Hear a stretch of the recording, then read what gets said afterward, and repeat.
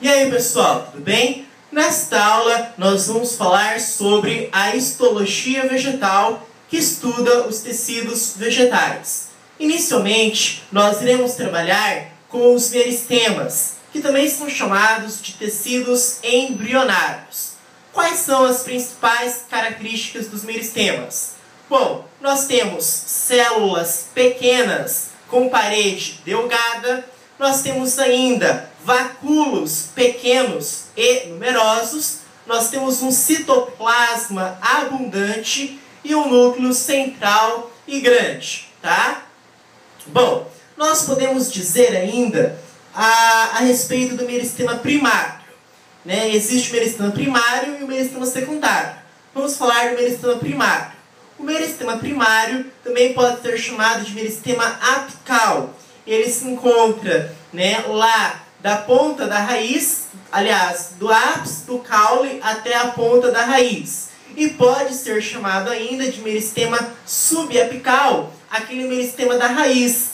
Né? O meristema da raiz também pode ser chamado de subapical. O meristema primário é responsável pelo crescimento em extensão e ele é encontrado em todas as plantas. Quais são os três meristemas primários que nós temos? Nós temos a protoderme, ou protoderma, que antigamente, muito antigamente, era chamado de dermatógeno.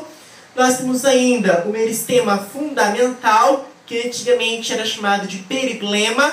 E nós temos ainda, né, o procâmbio, que antigamente era chamado de pleroma. O protoderme, ou protoderma, que antigamente era chamado de dermatógeno, dá origem ao sistema de revestimento primário, tá? Que no caso é a epiderme. E o meristema fundamental, que antigamente era chamado de periblema, dá origem ao parênquima, colênquima e esclerênquima. E por fim, o procâmbio, que antigamente era chamado de pleroma, dá origem ao xilema primário e floema primário. Esses são os meristemas primários. Recapitulando, protoderma, meristema fundamental e procâmbio.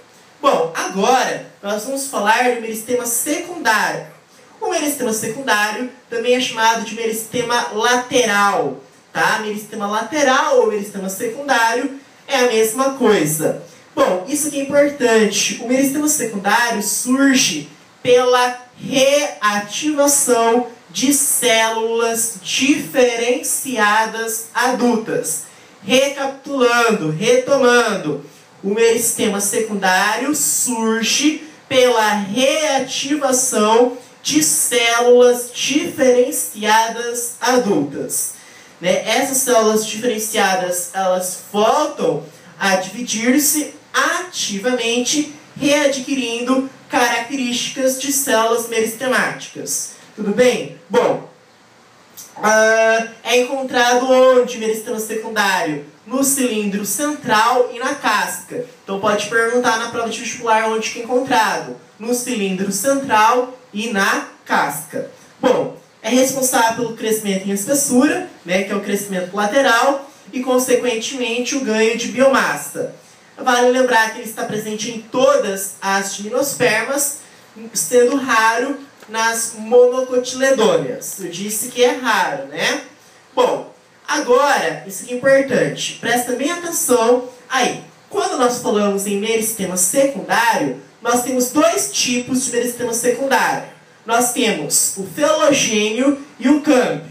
Recapitulando, guardem isso na cabeça de vocês. Falou em meristema secundário, nós temos dois tipos de meristema secundário. O felogênio e o câmbio. Não se esqueçam disso. Mais uma vez, felogênio e câmbio.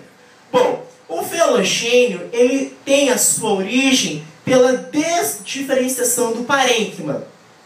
O parênquima, pessoal, vocês vão ver mais pra frente, é um tecido de preenchimento.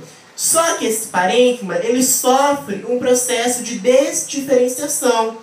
E a desdiferenciação do parênquima dá origem ao felogênio, o qual é o meristema secundário. Então, recapitulando, o felogênio, assim como o câmbio, é o meristema secundário que surge, que tem origem pela desdiferenciação do parênquima, que é um tecido de preenchimento.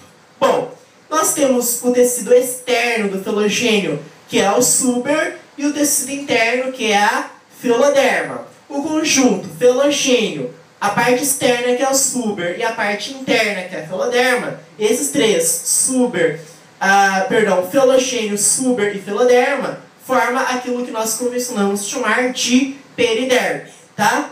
Bom, periderme ou parênquima da casca.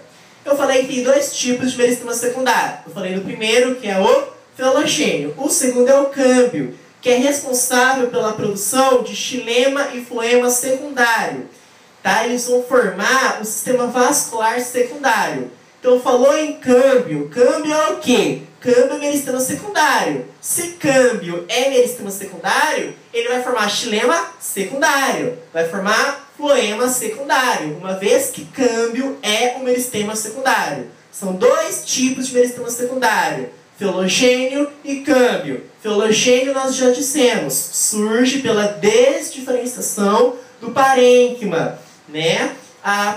Tem um tecido externo, que é o suber, tem o tecido interno, que é a filoderma, e os três, filogênio, suber, filoderma, forma a periderme ou parênquima da casca. E aí nós temos o outro tecido secundário, que é o câmbio, né, que vai dar origem ao xilema secundário e floema secundário, uma vez que o câmbio é um meristema secundário. Tá? Então vai dar origem ao sistema vascular secundário.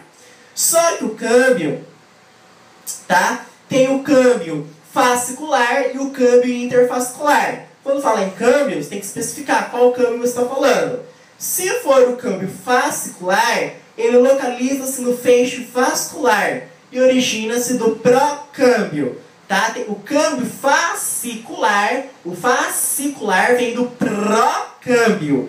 E o câmbio interfascicular origina-se da desdiferenciação do parênquima. Perceba que a desdiferenciação do parênquima pode originar o filogênio e pode originar o câmbio interfascicular.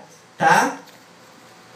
Bom, os meristemas podem ser de revestimento, epiderme e suber, preenchimento, os parênquimas, e sustentação, colênquima e esclerênquima, tá?